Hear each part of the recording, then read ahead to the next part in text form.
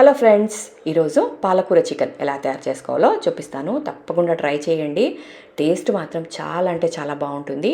ఒకసారి ట్రై చేసి చూడండి. టేస్ట్ మీకే అర్థమవుతుంది ఎంత టేస్టీగా ఉంటుందో. ఒకసారి కనుక ఈ పద్ధతిలో చేశారనుకోండి, ఇంకా ఎప్పుడు ఇదే పద్ధతిలో చేస్తారు. అంత బాగుంటుంది. మీకు తప్పకుండా నచ్చుతుంది. మీకే కాదండి, మీ ఇంటికి ఎవరైనా అతిథులు వచ్చినా ఇలా చేసి పెట్టండి. డెఫినెట్గా వాళ్ళు రెసిపీ అడిగి తెలుసుకుంటారు. అంత బాగుంటుంది. మరి ఇంకెందుకంటే ఆలస్యం, ఈ కర్రీ ట్రై చేయాలి అంటే మన ఛానల్లో అప్లోడ్ అయింది, చూడండి. లేదంటే కింద లింక్ ఉంటుంది, జస్ట్ ఆ లింక్ ప్రెస్ చేయండి. డీటెయిల్డ్ వీడియో వస్తుంది. స్కిప్ చేయకుండా చూడండి. స్కిప్ చేయకుండా చూస్తే మీకు వీడియో అనేది క్లియర్గా అర్థమవుతుంది. కాబట్టి మీరు కూడా రెసిపీని ఈజీగా చేయొచ్చు. ఇందులో నేను కొన్ని టిప్స్ కూడా చెప్పాను. కాబట్టి తప్పకుండా వీడియోని స్కిప్ చేయకుండా చూడండి. అలాగే మీకు ఈ రెసిపీ టేస్ట్ ఎలా ఉంది అనేది కూడా కమెంట్లో తప్పకుండా షేర్ చేసుకోండి. అలాగే మీకు ఇంకేమైనా వెరైటీలు కావాలంటే కూడా నా కమెంట్లో షేర్ చేసుకోండి.